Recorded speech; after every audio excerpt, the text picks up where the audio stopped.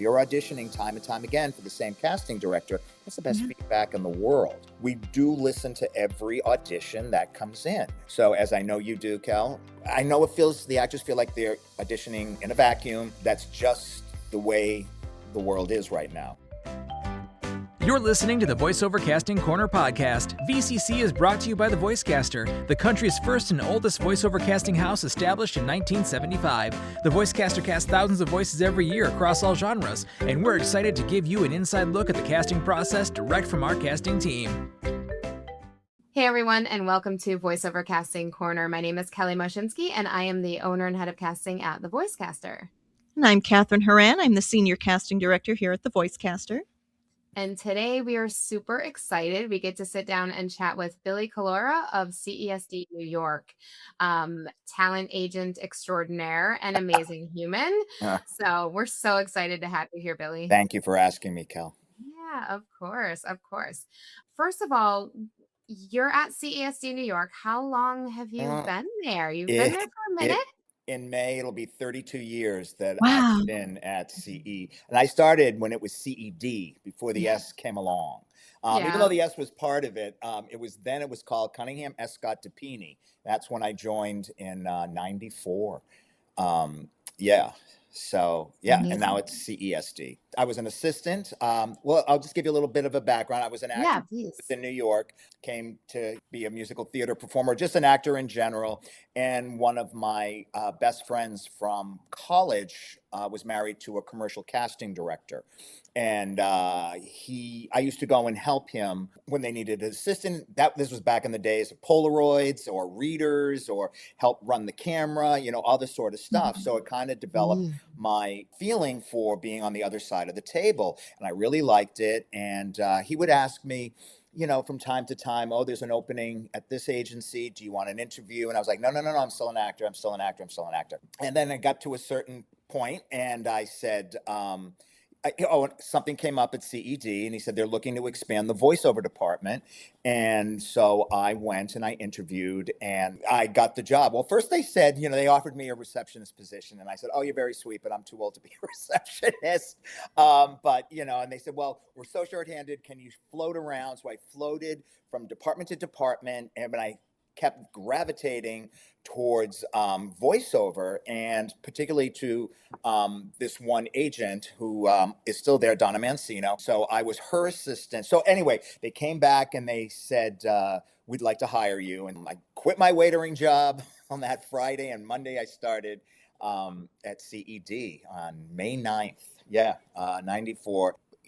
I think because I was a little bit older, this was back in the day where we were still using cassette tapes. This is what we were recording on. I mean, everybody had in-house casting. So then it was like the unspoken because, you were taking, because casting directors didn't want to hear, we're doing a session. Now we all do. That's what we all do. So they put me in the booth right away. And I think because I had the acting background, and it took to it right away with the directing and all that kind of stuff where, recording on cassette tape. That's what, if you screwed up, you had to stop, rewind, do it again. And then you'd run to FedEx with your little tape to send off to the ad agency.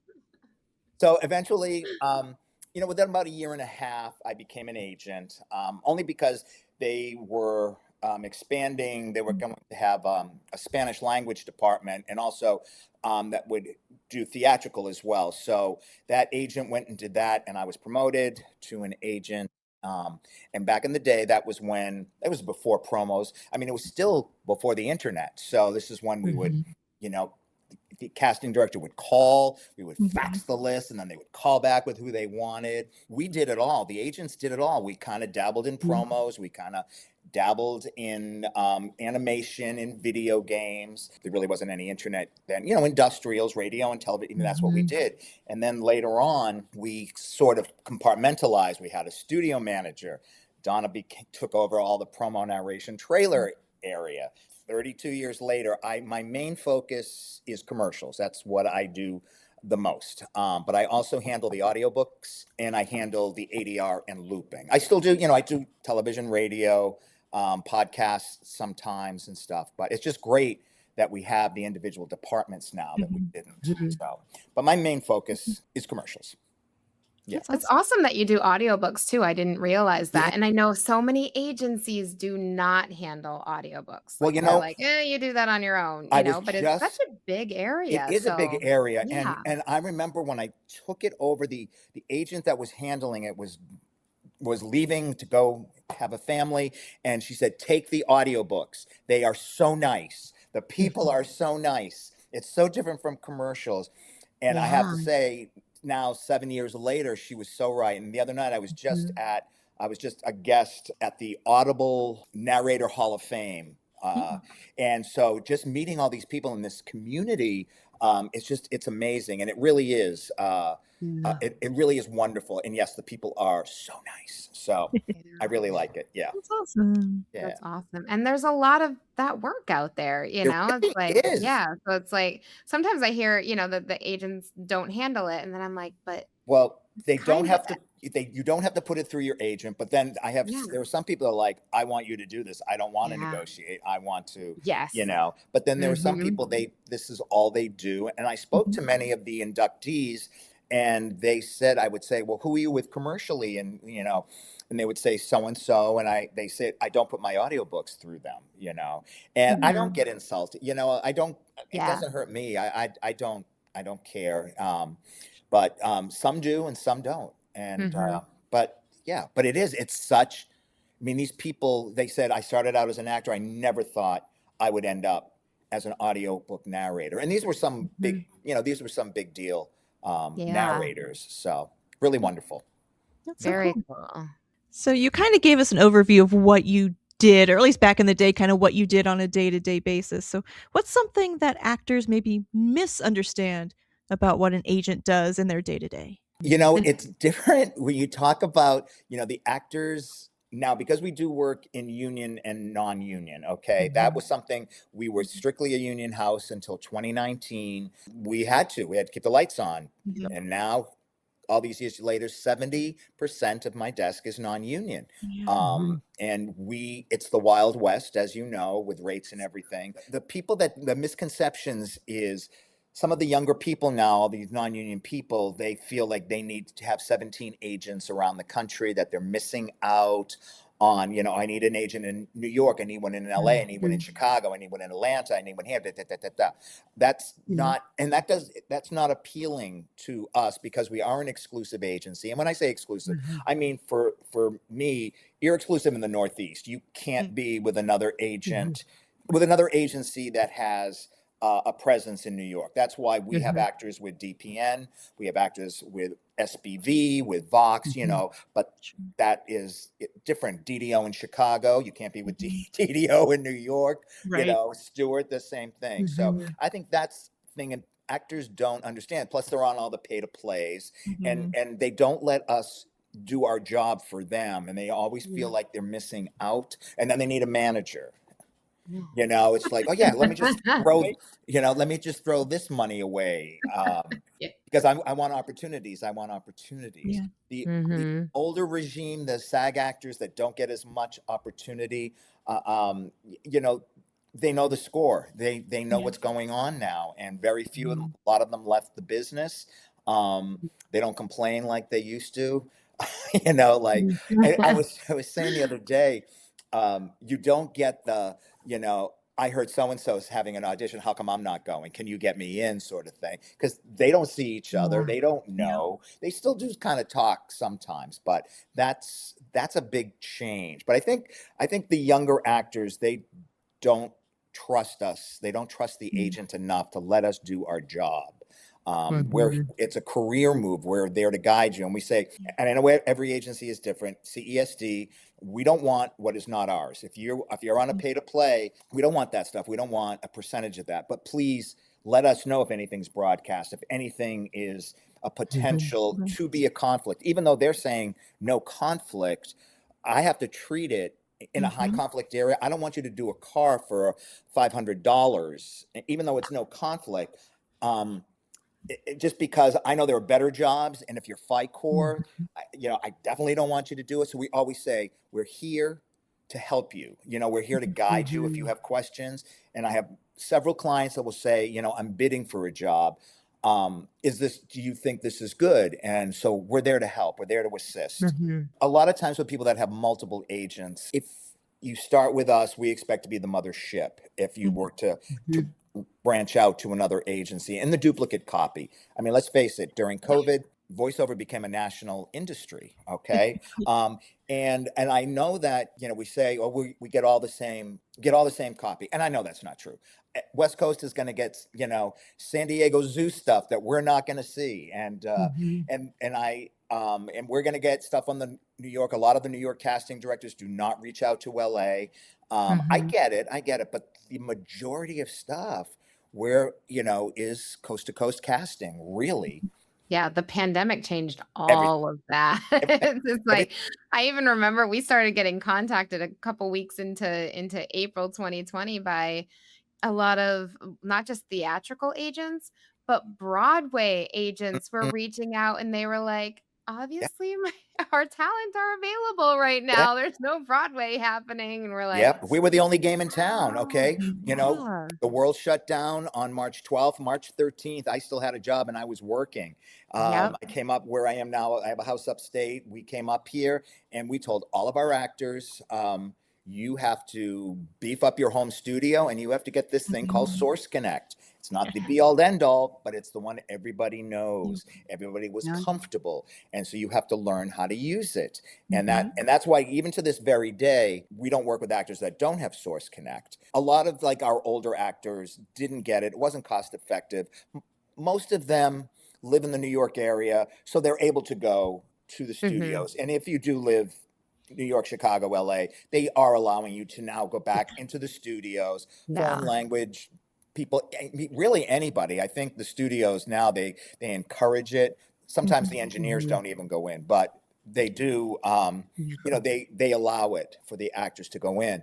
But yeah, we told everybody you have to have Source Connect, and it was crazy, but that was just the way. But also, from 2020, from 2019 to 2020, CESD was still building up their non-union clientele while I was still putting, we were still putting our roster together in the non-union world. And I did so many classes, but I was able, didn't matter, level the playing field. It didn't matter where you were. I was able to do, to find people all around the country and all around the world. Though we're still trying to figure out who can work, can people work on the 8 band? And I can't, where it's such a tricky thing. And I think it's so case to case. I think certain payroll companies they will not work on the 8 band. Some will. In certain areas, I think video games and animation sometimes are a little more lenient, because if they find somebody they want, they will make it happen.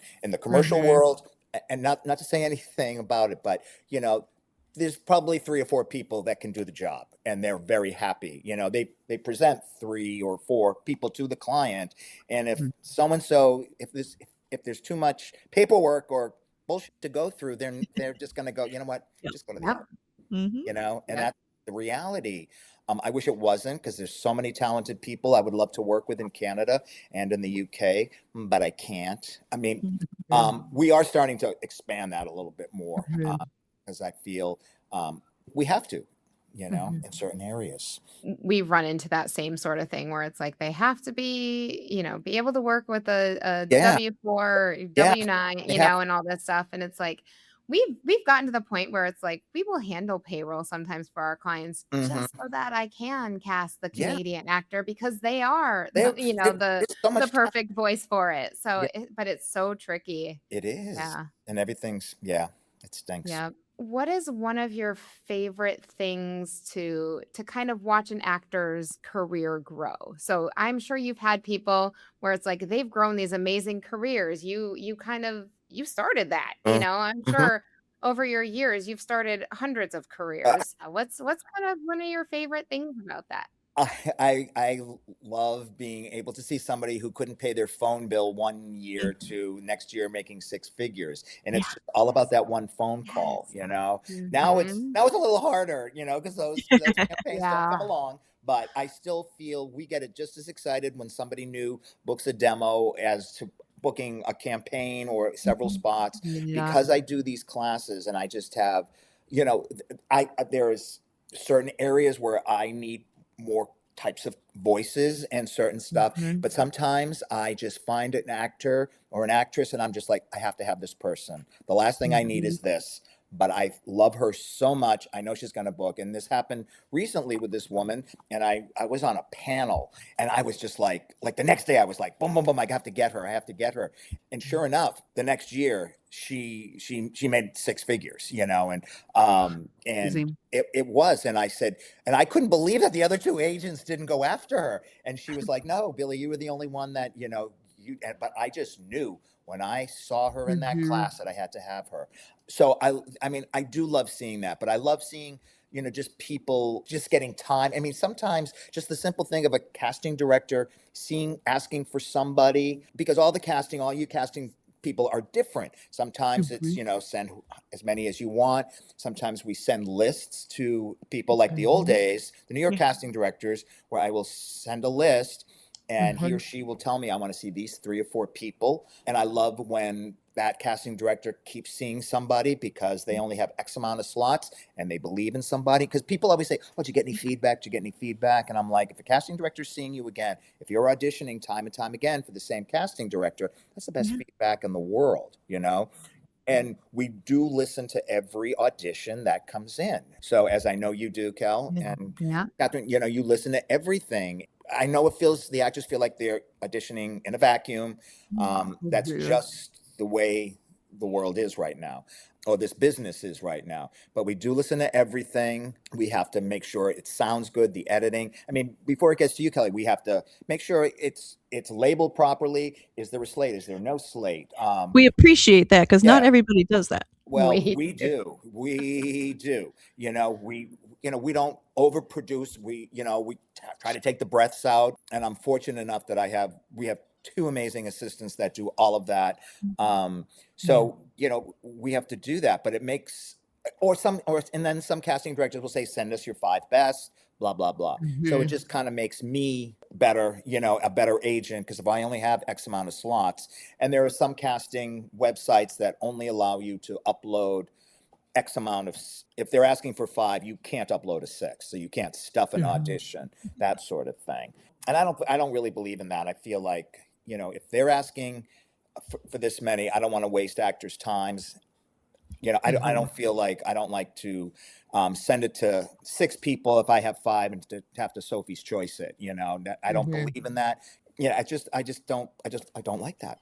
So that's amazing too, because I know a lot of agents will send it to their entire 30 people and then they narrow it down to 5. So it's like these actors feel like they're getting a lot of opportunities to their agent, but they may not even be getting past their agent to casting. And I've had that happen where it's like, you know, because sometimes like we know a lot of people, so we will, you know, have them audition for something and it's like, okay, great, if you book it, we'll put it through your agent. So it's like we booked somebody recently who was like, oh, I did read this through my agent, and I was like, awesome, let me just go back, and their agent never sent them. Oh yeah, but we liked them and knew they'd be right for it, so we sent it directly, because there are people that we want to make sure we have on there, and it's like sometimes we'll tell the agent and the agent doesn't do it. doesn't That's send them in their top, you know, and so it's like and kind of a weird situation. But I love that you're not like giving the opportunity to 50 people and then actually only sending 5. You know, and have I ever done it? Have I had 5 slots and has sent, you know, sure. I'm not going to lie and say I've never done it, but I don't. It's not something I could do. And it depends on the circumstance, you know. I could say, listen, you're getting 6. And I have one casting director, he asked for 2. And I said, and they're always last minute. And I said, listen, I'm sending to 4. And if I get 2, you're getting those 2. But if I get all 4, you're getting all 4. Because I don't know who's going to submit last minute. I don't know who's whatnot.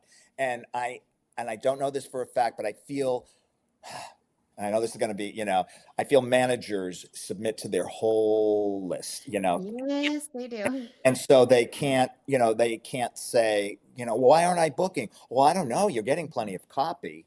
I don't know why you're not booking. Well, you're never getting submitted. And I did that with a manager who said I auditioned through such and such, and I had a very good relationship, and I was pissed because he was, why didn't you call me? Because they always say, hey, are you working on this? If you're not, then you go through the other agent or your manager. But I was, and I only had 3 slots, and so I lost out. I could only, it was too late. And so I went to the casting director and I said, can you just do me a favor? Because we're buds. Can you see if so-and-so was submitted? And he said, nope, he was not. So he missed out, Yeah. Yeah. Got to trust your agent. Yep, absolutely, absolutely. And yeah, I mean, there are a lot of those rosters out there, talent, whether it's agents or managers, it's like where they are sending to everybody. And we know that on our side because they'll send us 50 people on a project and maybe 10 of them are even right for it, because it's like people feel like they have to audition for everything through their agents. Well, they're not happy. Not realizing that sometimes they're just on a list and everybody's getting the same thing, and you got to pick and choose what you're right for. Exactly. If your agent's not doing that part, it makes me a better agent. Mhm. Definitely. I don't like to oversubmit, and I always apologize to Adam, my assistant. I'm so sorry there. I don't get to talk to especially if it's a union thing, and I get to submit. And I may talk. I may put 10 or 12 people, and I'm like, I'm so sorry, but I haven't had anything for these people in a month. I feel like I feel bad. I have to. For me. So well, and that's one of the awesome things about you, Billy, is that you actually care. I do. It's like I can tell, like, when we first met in person last year in Holland, almost a year ago. Yeah. That was one of those things where I was like, gosh, an agent with a heart. not that more of them don't have hearts, but sometimes it's like I don't get to see that side, like me and Kathryn, we don't always get to see that side of people. And it's like that also clearly goes into your work, and you seem to love what you do, and all of that.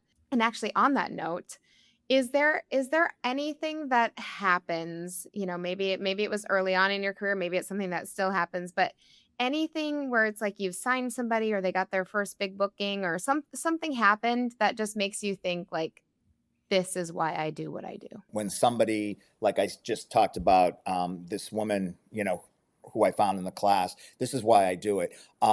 It just gives me such joy for somebody to just book their first job. I know that I was right in giving up the acting to do this, and I always kind of thought when I started off, I want to be the type of agent I wish I had when I was an actor. I always feel like I have good, for better, like a good bedside manner, like a good agent side manager, that kind of thing. With actors, I feel they can approach me. I can talk to them. I mean, we were just in Atlanta together, and and the people they line up to talk to you, and I'm there. I know why what I signed up for. I go there and I'm always like, who are you? Where are you from? Where are you in your journey? I want to know. That's important. They get so nervous and scared, and I'm like, don't be. I'm just little old Billy Collura. We're just people. It's like I tell actors that all the time. I'm like, they put casting directors and agents like on this pedestal, and it's like, we're all people. It's like it's a collaborative effort. This entire industry is a collaboration. None of us can do our jobs without each other. But they're not all like us, Kelly. I know. No, there aren't. I know. And I saw some of that, and I've seen some of that. Yeah. Yeah. They're not. Yep. I totally understand. Yeah. So clearly you're passionate about your work and the voiceover world. So what do you do that's not voiceover related when you're looking to recharge or find balance in your life? Travel.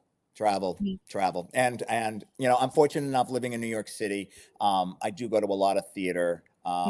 So I do that. I do have this house upstate where I come to, and working remotely also kind of like opened up a lot of stuff where you don't get resentful, like, because you're in like before when I was in the office 9 to 6, and then if I got home and then there was I would get resentful if I had to go back online to like do something. And now it's just like, I can just keep computer on until, till after hours. I don't care. Or start working at 8 o'clock. It's just so easy. But mostly I love to travel. That's kind of like my thing. With, Scott, my husband, Scott, who says hello, Kelly, by the way. Oh, I said hi. I will. Yeah, we really try to get out and just see the world, see the country. That's kind of it. But that in theater mostly is how I recharge. That's amazing. That's amazing. The remote aspect is so nice because it's like you can be on vacation, and if you choose to still check your email, you can. It's like you can do things from places. Like you don't get me backed and up. Kathryn go to conferences. It's like we're still online. We're still working in between panels. Do a panel. I would run upstairs.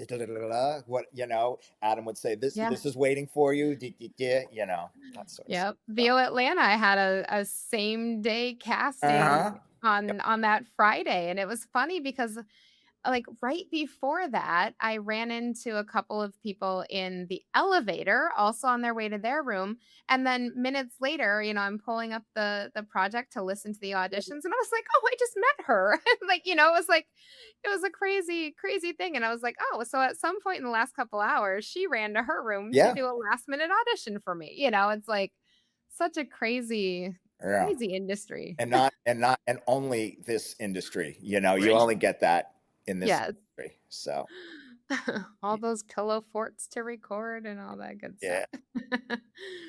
So let's talk about just kind of if an actor is submitting to you, what are some things that you're looking for? It's always about the read. I mean, first and foremost, and I always say whenever any class that I do, make it easy for the agent or whoever you're submitting to. I personally, first of all, follow the directions of that particular agency because they're not the same. For me, I like the demos to come to me. And I am the one that's listening. And if I choose to share with the rest of my department, because I don't make the decisions, but I certainly make the decision if I want to share it with the others. So make it easy on me. I'm a commercial agent, so submit your commercial demo as an MP3 attachment. Make it easy.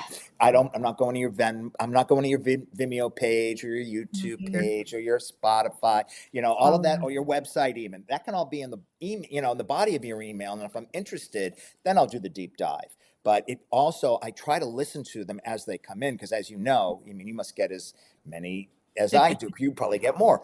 But we can get up to 100 in a week, and there's so many. So when I listen to them, and I'll put them in a file, like when I came home from Atlanta, I'm still going through them. But if I'm interested, then I'll do the deep dive. So you have to make it easy for the agent or whoever you're sending to. And then also the other thing is send it during our business hours. Cause I'm old. I forget on the weekends. It comes in at midnight. No, I'm not remembering to look in the morning. I'm really not. So, and what I listen for, it's just all about the read. And then I have to think, do I have 10 like you? Do I have not? Or sometimes I do have 10 like you, but I have to have you.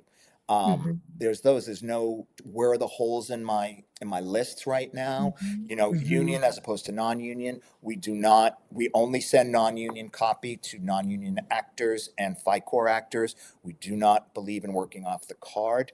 We do not send non-union copy to our union actors. We follow the rules. So I have to see where, the opportunities are less in the union world these days. So do I need to have 12 in this area? Probably not. I think in the non-union world, because we're still building, it's still, still changing. There's still always a need for people of color in both areas, union and non-union. I feel that that's been a trend.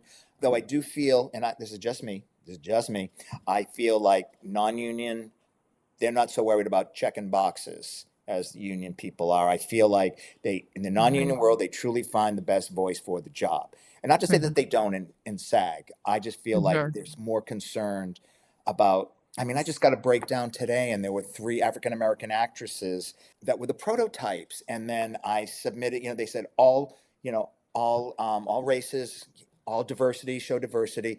And so I did, and I put, 2 Latino women in, and I know what they will want. I knew what they wanted, and then she said, "Don't you have any Caucasian women?" And I said, "Sure, here's 5, but they're not booking that, you know? You gave me Rashida Jones and Viola Davis, and Issa Rae. What?"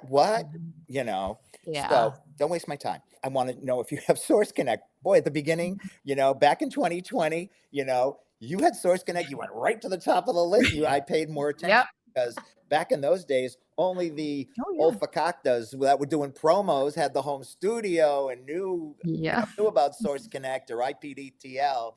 But Mhm. but now everybody, I mean, pretty much everybody knows about Source Connect, so you have to have it. Mhm. So, but it could be. I listen for it could be different any given day what exactly Mhm. I'm looking for. Do I have enough older people with Source Connect? Mm. Not really. Yeah. Do I have a lot? Because a lot of those people, Yeah. it wasn't cost effective for them to Right. Mhm. have, for these union people to get the one audition, one, two, 1 or 2 every other month, to be shelling out $35 a month. Though I hear now Source Connect, there's different levels. You can just sign on Mhm. for 48 Mhm. hours and that sort of Yes. stuff. Yeah. That's Yeah. changed. That's really changed. So that's a Yeah. good thing. But yeah, you never know. You never know. So what's Yeah. your opinion on things like demos and social media presence? Like, how important are these things? What are you looking for? Demos, I feel, are the most important. You have to have a demo. Keep it short and sweet. Best stuff up front. If I haven't heard it by the second spot, chances are I'm not getting to the third. A social media presence. I don't know. I don't think that that's important. It's not important to me. I don't know why it would be important for somebody at Ogilvy, or BBD&O. They're Mhm. not. They're not going like, "Ooh, who's got this many followers this week?" Yeah. And it's the same thing with like branding. I don't think people really care that much. They Mhm. want the voice. That's the whole thing. I know people love the social media, and I guess having a social media presence is important. I feel it's maybe more important in the on-camera world, maybe, than Mhm. it is in the voiceover world. But then when you talk about social media like LinkedIn or Instagram and even Facebook, where I know our community has a big presence and people learn from it. People learn from Facebook groups. I personally don't like. I try not to use Facebook for business. I mean, I got Mhm. so many requests for people wanting to be my friend, and I'm like, I don't know you. That yeah. If I met you at AVO, we could be friends, sure. But Mhm. I post pictures of Joan Crawford and Broadway shows I see. Yeah. That's really maybe a vacation Yep. shot. But LinkedIn, it's funny. I have a LinkedIn page. I actually have two, and I don't know how the second one happened. But I always thought, well, I don't need LinkedIn. I have a job. But then I then I realized that there are producers that bounce around that I need to keep Mhm. track of. People that I Yeah. worked with 10, 20 years Mhm. ago, like, oh my God, you're still in the business. I forgot you. So that is good for me for, that way in social media. But having, X amount of followers on Instagram, and I don't do TikTok, though I know that that's a thing, and I know people make money on that and stuff. I guess, sure, but I don't really feel so as much voiceover. What do you guys think? Yeah. I mean, I'm kind of in the same boat. Yeah. I'm like, it drives me crazy. Like we've done a couple, and this is more on the video game side where we've had to look and report to the client. Basically, we've made spreadsheets for video game clients where it's like, this person has this many followers on Oh Instagram, yeah, Facebook, and it's like that's yeah. obnoxious. I saw a project the other day where they wanted you to include your Instagram handle in the labeling, and I'm just like, So come they on. so they can do it. Yeah. Luckily on the commercial side, we don't really have to deal with that. Mhm. It's like I like Instagram to connect to actors, but I'm exactly like you where it's like Facebook is my personal stuff. It's like I don't post pictures of my kids publicly, so it's like that will go Mhm. on my Facebook page. So I think we're friends on Facebook, Yes, but we are. it's like yeah, so it's very specific people that I choose, but most Yeah, actors that I just know on that professional level, yeah, I'm not gonna accept the friend yeah, request. yeah. So yeah, I'm kind of like you, but somebody having a presence, I don't go to Instagram. I don't hear an audition and be like, oh, I really like this person. Let me Right. check out their Yeah. Instagram. Like, that's not at all what I do. It's like the Exactly. audition speaks for itself. Yeah. And even websites and stuff, it's like I don't go to a ton of websites. I don't It's like, either. yeah. I did, I don't know if I mentioned, I do the ADR and looping. So some project today, I needed Hindi speaking people for a loop group thing. And they always like you to have a little loop group experience. And then I said, send me their demos or their website. And one woman, she had a YouTube page, but the other guy had a full on website. So I was able to like send to him both SAG actors, because you need to be SAG. So then it's helpful, but rarely do I have to send something. Sometimes there are certain casting people that do phone auditions, so they have to have a demo every time to hear. Yep. And sometimes I don't, and we'll try to send auditions, find auditions. They just want to hear what they sound like, or I will send the website. Or if it's being very specific, if it's a stand-up, I'll go on YouTube and try to find a set and then send that. So that sometimes can be helpful, I guess. Yeah.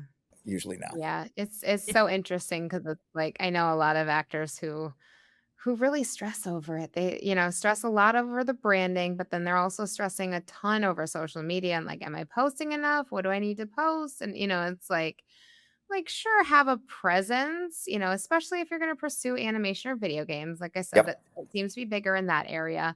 But also, like, you don't need to have another full-time job, and social media can be like a full-time job. Mhm. It's insane what it can require. So Yeah, the pay to plays can be a full-time job, yes. and Oh it's my gosh. and Yeah. I learned so Mm. much, Kelly, in Holland from when the guy from 123 came. I sat Yeah. in on that. I went to that because I wanted to learn. And even in one of the Mhm. sessions, I'd never seen the site. And then one of the women popped it up and showed me how it worked. And I did learn a lot more Mhm. about the pay to plays. I Yeah. don't feel anybody should pay to audition. That's never, that's just the school I Agreed. come from. I agree. Um, Yeah. but for people starting out, I get it.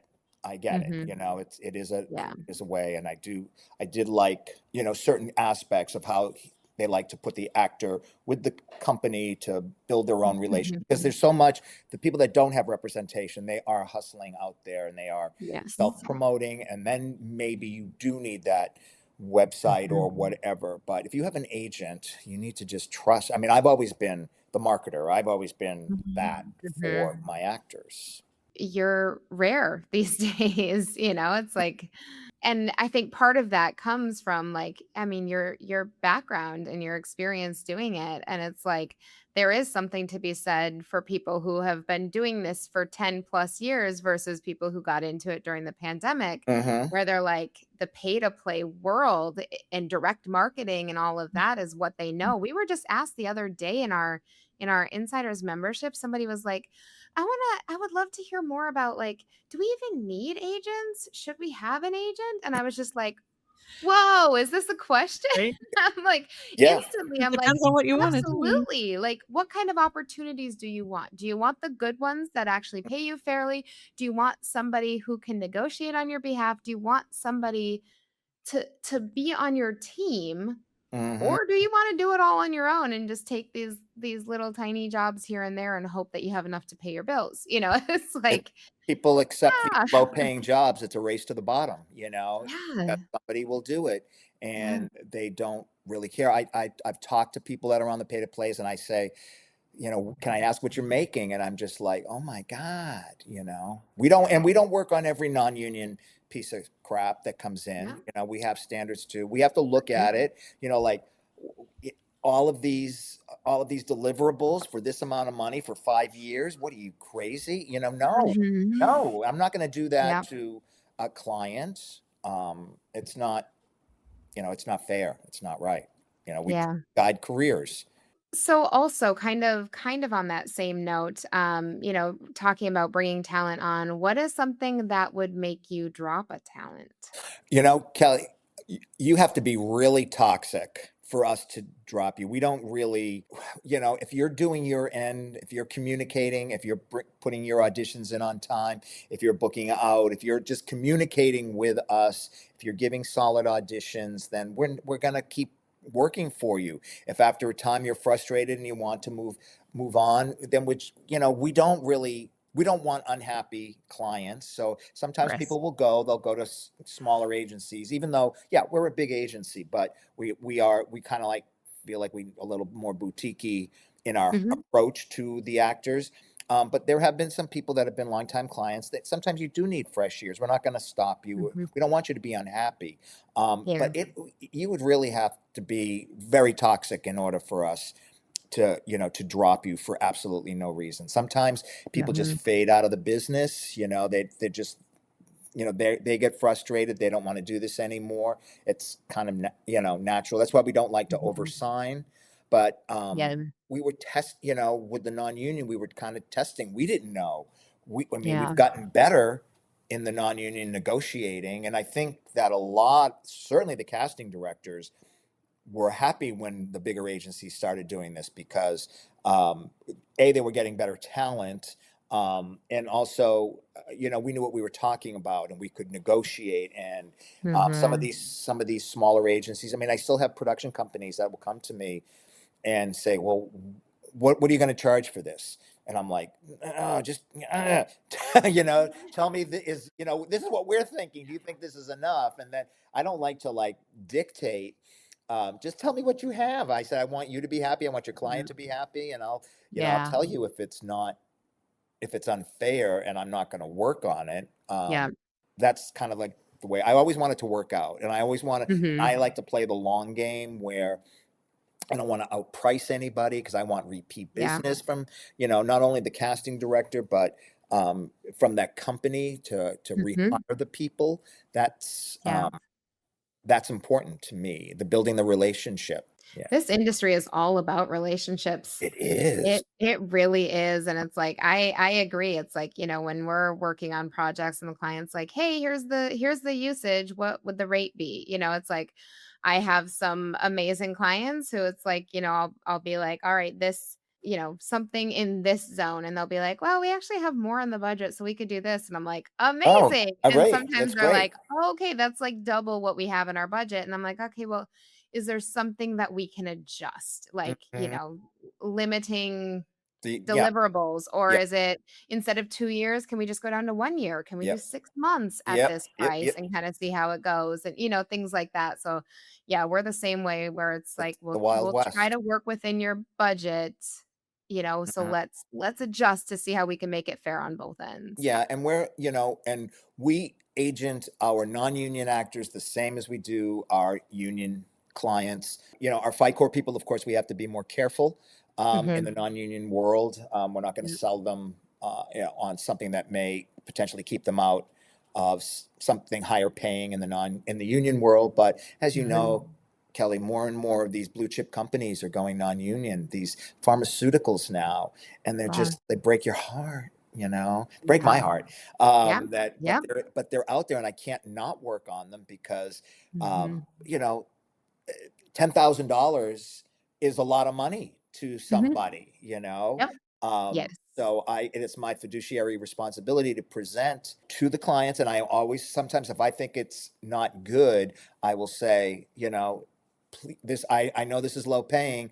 If you want to pass, I will not be insulted at all. Just let me know.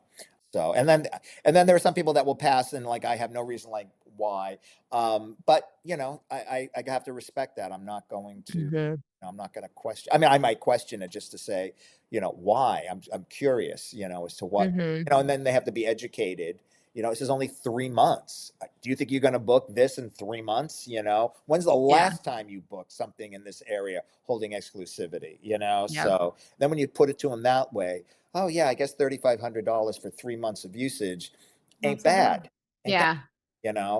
So and that's great because then you're also you're also educating them, Mm, and like as an agent, that's a fantastic thing to be helping your talent with, mm. So it's yeah. I'm going to ask the big question. How do you see AI impacting on your side of things? It's going to impact us. There's no doubt about it. Mhm. It's I don't want to say it's coming, it's here, and there are a lot. I've been in talks with people that are coming up with websites that are trying to that are working with ad agencies, and ad agencies are, there's no more rarely any demos anymore. They're just going to the Mhm. free AI apps to just do their demos for presentations. But I do know Yeah.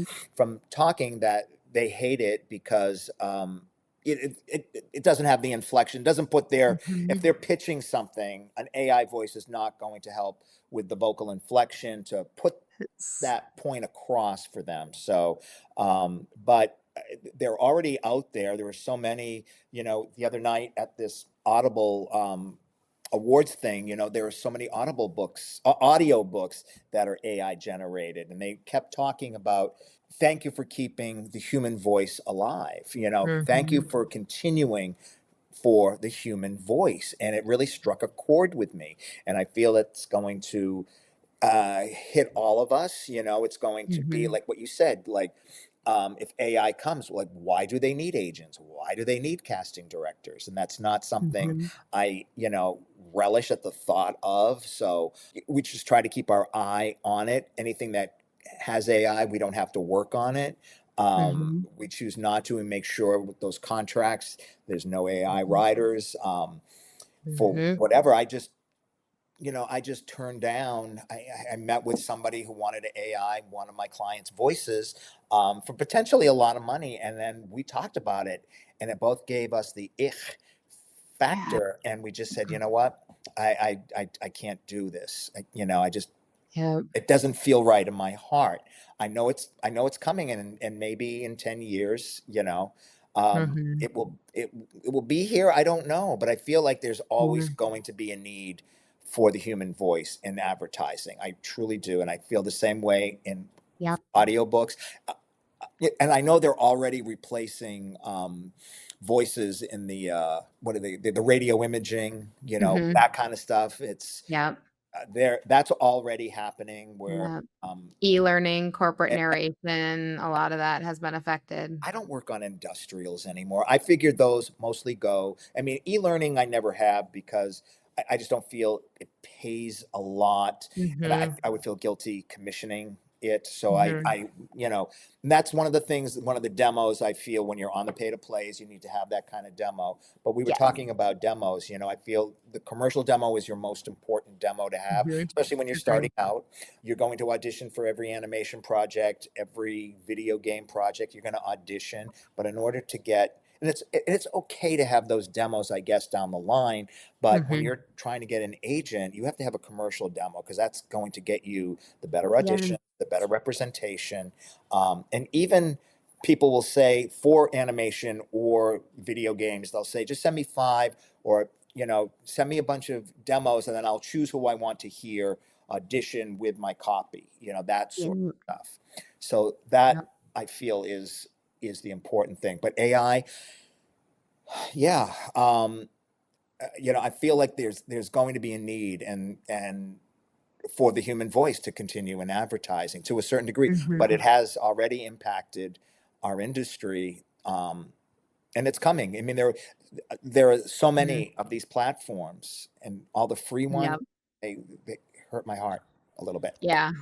Yeah. I just read an article yesterday that was talking about how some brands are actually putting a tag on their spots that nothing was AI generated in their entire spot. So they're now advertising that it's anti-AI, which I That's love. I'm like, great. That's okay, this is okay. this is going in the right direction, Right. So it was great to see that there's a lot of big brands and agencies out there that are Mm-hmm. like, no, Sticking we with. are proud that nothing in this commercial is AI. Yep, yep. I Yeah. mean, and thank goodness for Nava that fights for the actor that goes to Congress, and God bless Yep. them for doing that. And Yep. I just, commend them. Sometimes, they have the writer and stuff, and Mm-hmm. a lot of the actors will request, would they sign this writer? And a majority will, and then a majority say no, but I will put language into the contract that would reflect this, blah blah, that sort of stuff. Yep, that's what we see as well. Yeah, Yeah. that's important. Now we just need everyone to boycott the AI projects, right? It's like I know most agencies don't work on them. I don't work on them. It's like, Yeah.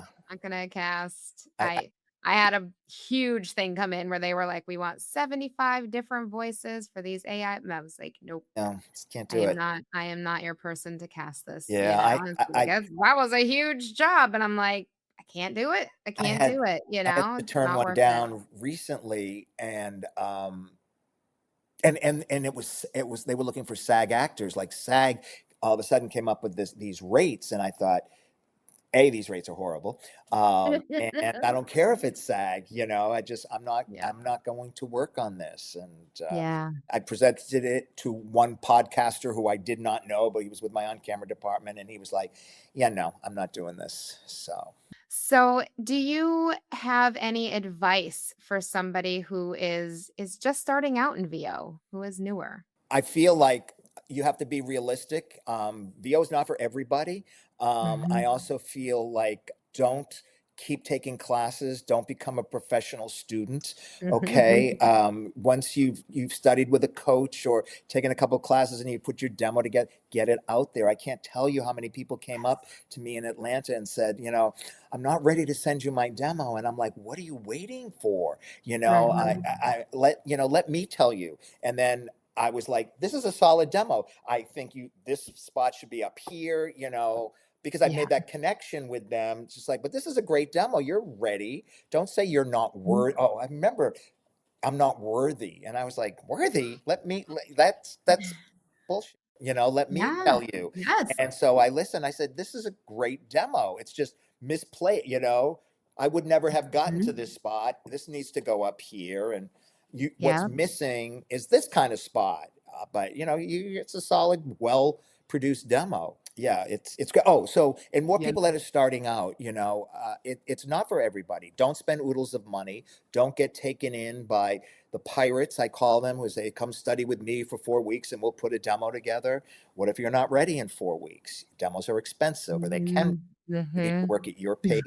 Don't let anybody tell you, oh, you need to study more with me before you audition. I've heard this. I've heard agents even have said, people have said, is it true you need to book 50 jobs before you can apply to the big leagues? And I'm like, what are you talking about? Like this is crazy. I mean, is that their easy way to say we're not interested in you?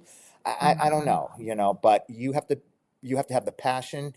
It's not a hobby. So, people do have full-time jobs sometimes, but they have to have a flexible enough Mhm. lifestyle to accommodate this.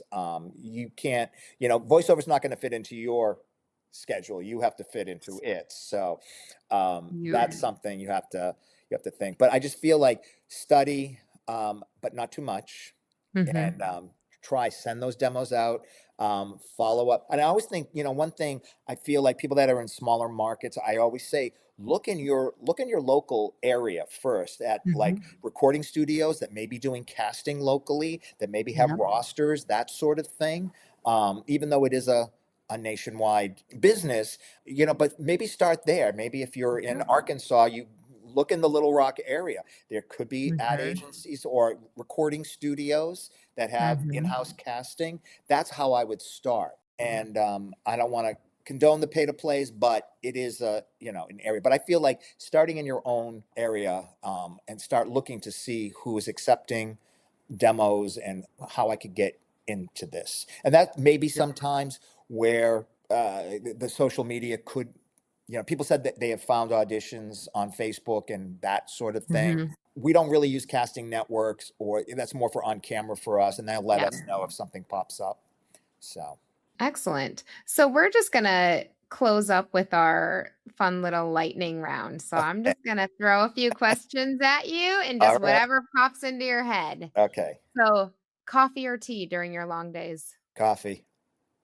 Same. Yeah. Favorite color? Orange. Favorite sound or voice type to hear? Oh, wow. I have not thought of that. If I have a favorite, I don't Tough know if I have a one. particular favorite. I Great. don't. Okay. Awesome. Most unexpected project you've ever had come across your desk? The camel for Geico, the Geico camel. Oh, fun. Yeah, and I booked it. So that was the most Even better. unexpected and fun project that was, became a huge phenomenon, as you know. So yeah, Yeah. that was, I guess, Yeah. the best for me. Yeah. I love that. Is there a dream brand or campaign that you would love to book a talent on? No, not really. I feel like Probably done a lot I over like the years. booking, I like Yeah. booking every job. So sure, we Awesome. all want the car campaign or the telecommunication, but not a particular, like, oh, I have to have SD Lauder or something like that. Good. Not really. What is one word that describes the current state of the VO industry for you?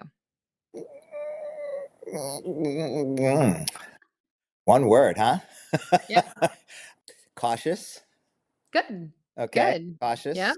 And then finish the sentence. The future of voiceover is. Anything you want to make it. Oh, I love that. I Okay. love that. I agree. That is one of those things where it's like, yeah, you're in control of your career, and Absolutely. you get to collaborate with your team. Yeah, it's what Yeah. you make. You are in control. You're in control of your voice, of your career. Mhm. So you have to trust the people around you, that your team, or trust yourself, that you're making the right decisions. I love that. That was a perfect note to end on. Good. All right. Well, thank you so much for joining us, My Billy, pleasure. and we will talk to you soon. Okay. I like it. Catch a new Voiceover Casting Corner episode every second and fourth Tuesday of the month. Be sure to give a thumbs up, subscribe, and follow us at The Voicecaster on social media. Thanks for listening.